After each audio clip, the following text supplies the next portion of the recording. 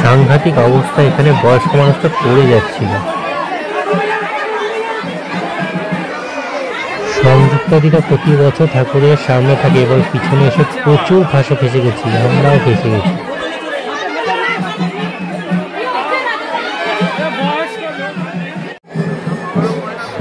সামনে মার পিছনে নাচ, অসাধারণ দৃশ্য।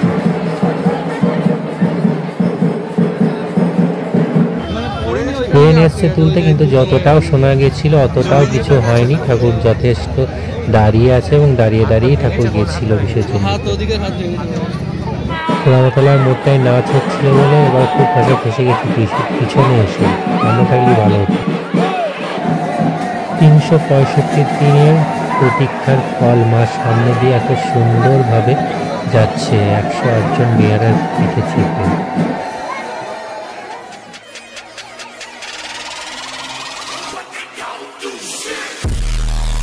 তো ফ্রেন্ড, এখন আমরা যাচ্ছি গৌরাঙ্গিনী দেখতে। আমি পুরো রেডি হয়ে গেছি, ব্লগটা আমি রানিংয়ে করছি, তো তোমাদের যতটা পারছি দেখাচ্ছি। এবার আজ থেকে আরও স্টার্ট, তো রেডি হয়ে আমি বেরোচ্ছি, তো সঙ্গে থাকো, দেখতে থাকো। আমার সামনে দেখতে পাচ্ছ রাহুল যাচ্ছে, রাহুল আর আমি দুজন মিলেই বেরিয়েছিলাম।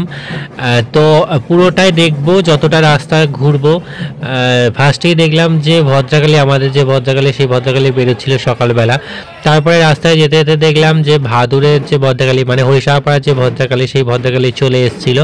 তো আমি খানিকটা একটু তুলতে পেরেছি ভদ্রাকালী মাতার। আমি ভেবেছিলাম যে ফেরার সময় তুলবো ভিডিওটা, কারণ আমরা তো পুরো রাস্তাটা ঘুরে ফিরে আসবো। কিন্তু কপাল খারাপ যে ঠাকুরের বিশাল বড় একটা দুর্ঘটনা ঘটে গেছিলো, যার জন্য আর ঠাকুরের সেরকমভাবে ভিডিও কিছুই তুলতে পারিনি। অনেক বাজনা নিয়েছিল, কিছুই তুলতে পারিনি। আদাবাজার তন্ময়তলা মোড়ের এই জায়গাটাতে বিন্দুবাসিনী আসছিল, তো এখানটা প্রচণ্ড ভিড় হয়ে গেছিলো।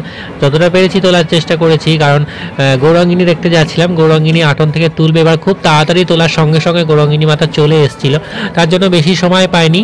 রাস্তায় যেতে যেতেই ঠাকুর চলে এসেছিল, আমাদের অতটা যেতেও হয়নি পুরাতলা পর্যন্ত। তারপরে ওলাদেবী তলা বাজারের মুক্তকেশী আসছিল, এখানে লাঠি নাচ ফাচ অনেক কিছু হচ্ছিল। এটা তোমাদের পরে দেখাবো, পরেও আর কি ভদ্রাকালীর পিছনে এটা থাকবে এই ঠাকুরটা, কারণ ভদ্রাকালীর একটা দুর্ঘটনা ঘটেছে, তোমরা সবাই জানো। দেখো একটা অন্নপূর্ণা, ছোট্ট অন্নপূর্ণা, ওই পাড়ারই অন্নপূর্ণা, ওটাকে আগে নিয়ে এসছে। তারপরে ছিল দেখো মা গঙ্গা দাঁড়িয়ে আছে, এখান দিয়েই আমাদের গৌরাঙ্গিনী মাতা আসবে। এখানে বাজনা বাজছে, বাজ দিয়ে খুব সুন্দরভাবে এবার শোভাযাত্রাটা হয়েছে আরণটা। তারপরে আমরা পার্কের মাঠে চলে এলাম, এখানে ডুমরেশ্বরী মাতা আর রণকালী মাতা দুজনাই দাঁড়িয়েছিল পাশাপাশি। প্রতি বছরই থাকে, দুটো সাজই প্রায় একই রকম। এই ডুমরেশ্বরী মায়ের সাজ আর রণকালী মায়ের সাজ পুরো একই থাকে, কারণ রণকালীকে ওখান থেকে নামিয়ে এনে এখানে চলে আসে। তারপরে এরকম আমরা চলে এসেছি গৌরাঙ্গিনীর এখানে দাঁড়িয়ে পড়েছি, কারণ ঠাকুর চলে এসছে অলরেডি। আমরা হাফ রাস্তা আস্তে আস্তে দেখলাম ঠাকুর চলে এসছে, খুব তাড়াতাড়ি আটন থেকে তুলে এবার নিয়ে এসছে। তো প্রচণ্ড ভিড়, চারিদিকে যে শব্দটা একটা ওঠে আর কি, একটা রব ওঠে, তো সেই রবটা উঠেছে। মা আস্তে আস্তে আমাদের সামনে এগিয়ে আসছে, এবং তোমরা এখন সেই দৃশ্যটাই দেখবে যে মা আমাদের সামনে কি সুন্দর আস্তে আস্তে এগিয়ে আসছে, এবং চারিদিকে মানুষের ভিড় মানে উপচে পড়ছে, একবারে উপরে নিচে সব দিক থেকে ভিড় মাকে দেখার জন্য। আর 365 দিন সবাই অপেক্ষা করে থাকে শুধুমাত্র মাকে দেখার জন্য, মায়ের সাথে। আমি তো বিশেষত অপেক্ষা করেই থাকি যে মায়ের সাথে বেরোনোর জন্য, এবং প্রতি বছর এই মায়ের সাথে বেরোনোর জন্য যে পোশাকগুলো আমি চুজ করি, এবছরের ড্রেস হচ্ছে আমার এটা। তো তোমরা দেখেছো ফার্স্টেই। তো এবার মা আস্তে আস্তে আমাদের সামনে এগিয়ে আসছে, এবং তোমাদের সেই দৃশ্যটাই আমি এখন দেখাচ্ছি। অদ্ভুত একটা আবেগ কাজ করে মায়ের এই শোভাযাত্রার সাথে, কারণ যে বছর করোনা হয়েছিল মায়ের শোভাযাত্রা হয়নি, সে বছর খুব খারাপ লেগেছিল, কারণ আমরা বেরোতে পারিনি, দেখতে পারিনি। ছোট্ট একটা ঠাকুর হয়েছিল, বড় ঠাকুর বন্ধ করে দিয়েছিল পারমিশন দিয়ে এনি। পরে পূর্ণিমায় পুজো হয়েছিল বড় ঠাকুর ঢেকে পুজো হয়েছিল, যেটা কোনো বছর হয়নি। তো যাই হোক, করোনাটাও তো কোনো দিন আসেনি আমাদের দেশে। তো এই দেখো মা আস্তে আস্তে এগিয়ে আসছে, সত্যি অসাধারণ একটা দৃশ্য।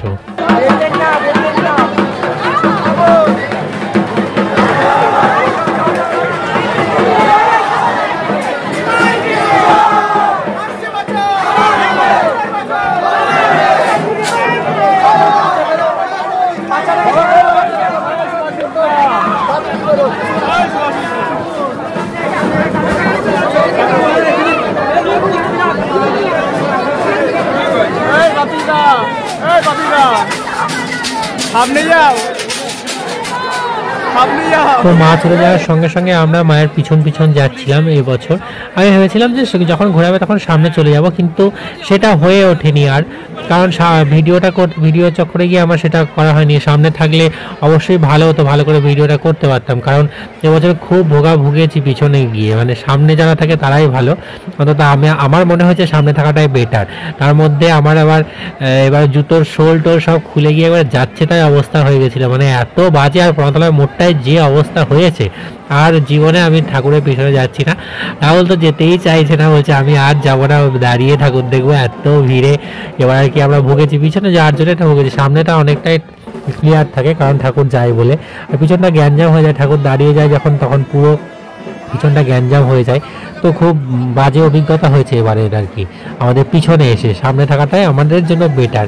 যাওয়ার সময় পিছনে থাকা ঠিক আছে, কিন্তু আসার সময় যখন ফেরার সময় আমাদের সামনে থাকাটাই বেটার। তাহলে আমরা পিতলা খালে গিয়ে ঠাকুরটা দেখতে পেতাম। রাহুলদার সাথে দেখা হয়েছিল, রাহুলদার সাথে পুরো বিচ্ছিন্ন হয়ে গেছিলাম। পরের থেকে রাহুলদাকেই বলবো, রাহুলদা তোমার সাথেই বেরোবো এবং সামনেই থাকবো। ওখানে প্রণতলার মোটায় নাচ টাচ হয়, সেগুলো কিছুই তুলতেও পারিনি, কিছু অংশগ্রহণও করতে পারিনি। তো এই দেখো মা আবার আমাদের সামনে সুন্দরভাবে এগিয়ে আসছে।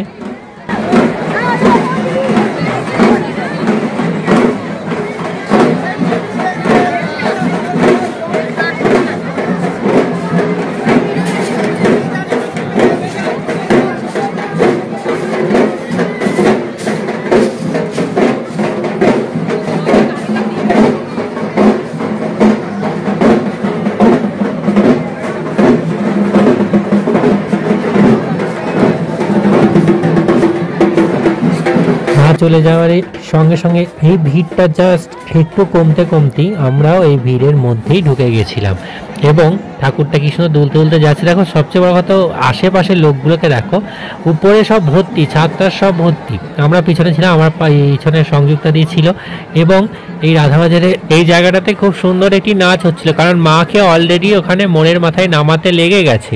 তো মা যাওয়া অবভিয়াসলি নেমে গেছে, আর এদিকে নাচটা শুরু হয়ে গেছে, সবাই বেশ সুন্দর করে নাচছে। মা ওখানে নামবে এবার, আর আমরা প্রচণ্ড জ্যামে ফেসে যাব। মানে এর পরেই তোমরা দেখতে পারবে কেমন আমরা জ্যামে ফেসে গেছি।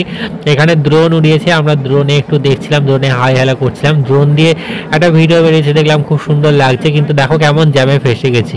সামনে গেলে এত জ্যামের মধ্যে দাঁড়িয়ে থাকতে হয় না অনেকক্ষণ, আর খুব সুন্দরভাবে এগিয়ে যাওয়া যায়। তো মাকে আবার নিয়ে যাওয়া হচ্ছে, আমরা পিছনে যাচ্ছি। আর এই যে প্রণতলা মোড়টা, মাকে যখন ঢুকিয়েছে বড় মার জায়গাটায়, মানে কাঁসাই কালী যেটা, ওখানে যখন ঢুকিয়েছে, আমরা তো ভিড়ের মধ্যে প্রচণ্ড ভাষা ভেসে গেছি যে কি করতে যে পিছনে এলাম।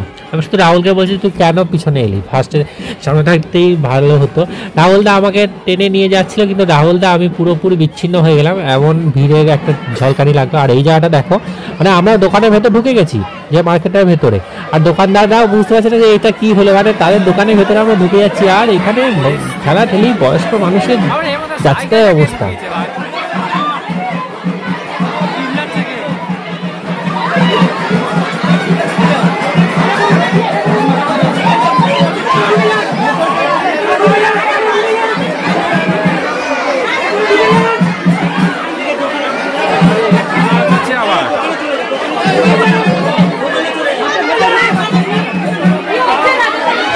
নতুন দামি জুতোটার আমার শোল খুলে চলে গেল, আমার কিচ্ছু করা ছিল না, পুরো জুতোটাই আমার বাতিল হয়ে গেল। আর আস্তে আস্তে শুনলাম যে ভদ্রাকালীর আর কি, যে হরিশাহপাড়া ভদ্রাকালী খুব বাজে একটা ঘটনা ঘটে গেছে। তো এই দেখো আমাদের ভদ্রাকালী তখন চলে এসছে মোটামুটি পুরো শিবতলার এই জায়গাটা করে, তো হিন্দু স্কুলের সামনে আর কি। তো আমাদের হরিশাহপাড়া ভদ্রাকালী এরকম ঘটনা ঘটেছে, সেটাই দেখতে যাচ্ছিলাম, কারণ বাড়ির পথেই পড়বে। ভেবেছিলাম যে ভদ্রাকালী ভিডিও করবো, সেটা আর হলো না। তো আমাদের ভদ্রাকালী একটু ভিডিও করলাম, এখানে বাজনা ফাজনা থামিয়ে দিয়েছিলাম। ভেবেছিলাম যে ফেরার সময় আমাদের ভদ্রাকালী ভিডিও করব, কিন্তু এমন জায়গায় করলাম যেখানে বাজনা ফাজনা সব বন্ধ করে ওরা রেস্ট নিচ্ছে। তো এবার ভদ্রাকালীর কোনো বাজনারও ভিডিও করতে পারলাম না, কারণ আমার রেডি হতে একটু দেরি হয়ে গেছে, আমি ভদ্রাকালী দেখতে পাইনি। আর দেখো হরিশাহপাড়ায় ভদ্রাকালী যেমন শুনেছিলাম যে রাস্তার উপর পড়ে গেছে, ভেঙে গেছে, অনেক কিছু শুনেছিলাম, সেরকম কিছুই হয়নি। ক্রেন এসেছিলো, ক্রেন নিয়ে ঠাকুরটাকে তুলে একটু বেঁধে বুঁধে নিয়ে গেছে, কিন্তু সেরকম কোনো খারাপ কিছু হয়নি। তবে হতে পারতো, অনেক বড় একটা দুর্ঘটনা ঘটতে পারতো, কারণ আমরা এই মোড়টাতেই দাঁড়িয়ে প্রতি বছর ঠাকুর দেখি। এবছর গৌরাঙ্গিনীর জন্য আগে বেরিয়ে গেছি। তো যাই হোক, বিপদ কখনো বলে আসে না, মানে কপাল, বাড়ির লোকও সবাই এখানেই দাঁড়িয়ে থাকে। তো মানে যদি ঠাকুরটা কিছু হতো পুরো আমাদের মানে পুরো ফ্যামিলির উপরে পড়তো, এরকম একটা ব্যাপার, মানে সবাই ওখানে দাঁড়িয়ে থাকে, খুব বাজে একটা ব্যাপার হতো। যাই হোক, কিছু হয়নি সেরকম, তোমরা দেখতেই পেলে ঠাকুরের সেরকম কিছু হয়নি, মোটামুটি মা নিজেই বাঁচিয়ে দিয়েছে সবাইকে। তো এইখানে আবার ওলাদেবীতলা বাজারের যে মুক্তকেশীটা সেটা আসছিল। তো রাতের দিন সকালের যে ব্লগটা ছিল আমি এখানেই মোটামুটি শেষ করে দিচ্ছি। এরপর রাতের বিশাল বড় ব্লগ আছে, কারণ রাতের সমস্ত ঠাকুরের আরনের ভিডিও যতটা পারবো তোমাদের সাথে দেখাবো। এবং সকালের ব্লগটা এখানেই শেষ করছি। সঙ্গে থাকো, দেখতে থাকো, আরও অনেক ঠাকুর, আরও অনেক কিছু তোমাদের দেখাবো। আর এখানে ব্লগটা শেষ করছি, রাতে আবার দেখা হচ্ছে, টাটা।